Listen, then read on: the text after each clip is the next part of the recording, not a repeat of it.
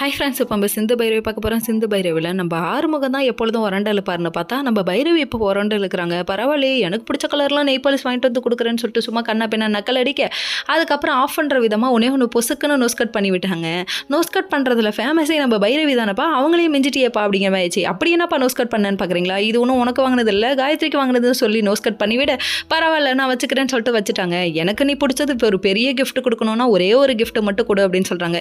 அப்படி என்னப்பா கிஃப்ட்னு சொல்லி கேட்டால் டைவர்ஸ்ன்ட்டாங்க. என்னை கண்டிப்பாக உனக்கு ஒரு நாள் பிடிக்கும், என் மனசில் நீ கண்டிப்பாக இருப்ப, என்னை ஏற்றுக்குவேன்னு சொல்லிட்டு நிறைய சொல்லிட்டாரு.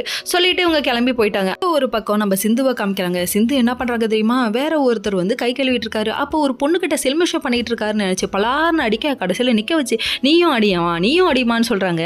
நான் ஒரு கண்ணத்தில் அடிக்கிறேன், நீ ஒரு கண்ணத்தில் அடிமான்னு சொல்லிட்டு கேட்குறாங்க. அது மட்டும் இல்லைங்க, பக்கமாக 10 நிமிஷம் டைலாக் அடிக்குது. என்னன்னு, பெண்களுக்கு சுதந்திரம் முக்கியம், யார் கை வச்சாலும் தட்டி கேட்கணும் அப்படி இப்படின்னு சொல்லிட்டு கேட்க, என்னால் கேட்க முடியாதுங்கன்னு ரியாக்ஷன் விடுது. அந்த பொண்ணு 10 நிமிஷம் மூச்சு விடாமல் பேசினேடா, ஏன்டா கேட்க முடியாதுன்னு சொல்கிறேன்னு சொல்லிட்டு கேள்வி கேட்டதுக்கு கடைசியில் அவர் என் புருஷங்கன்னு ஒரே வார்த்தையாக போட்டாங்க பாருங்க. ஐயோ மொத்தமும் சொதப்பிரிச்சே கோபாலு அப்படின்னு சொல்லிட்டு இந்த இடத்த விட்டு கிளம்புடான்னு சொல்லிட்டு, நீங்கள் வேணா நான் அவங்களுக்கு அடித்ததை உங்கள் பொண்டாட்டிகிட்ட கொடுங்கன்னு சொல்லிட்டு குடுக்குடுன்னு ஓடிடுச்சு. அங்கே போனால் சிவாட்ட நடந்த விஷயத்த சொல்ல, நீ போகிறதுக்குள்ளே என்ன ஒரு வழி பண்ணிடுவா போல அப்படின்ட்டாரு. அதுக்கப்புறம் கூட்டு போய் டைனிங் டேபிள் உட்கார வச்சு சாப்பாடு, ஐயா அதாவது சிவா ஊட்டியணுங்கிறதுக்கு வசரமே அதாவது ஸ்பூனில் சாப்பிட தெரியாத மாதிரி நடிக்குதாமா. கடைசியில் சிவா ஊட்டி விட இதை பார்த்து ஸ்னேகா காண்டாக கர்ஜுக்கும் காண்டாம இருக்க மாதிரி இருக்கு அவளோட மூஞ்சி. வேற லெவல்ப்பா அப்படிங்கிற மாதிரி ஆயிடுச்சு. ஓகே ஃப்ரெண்ட்ஸ், நெக்ஸ்ட் வீடியோவில் பார்ப்போம்.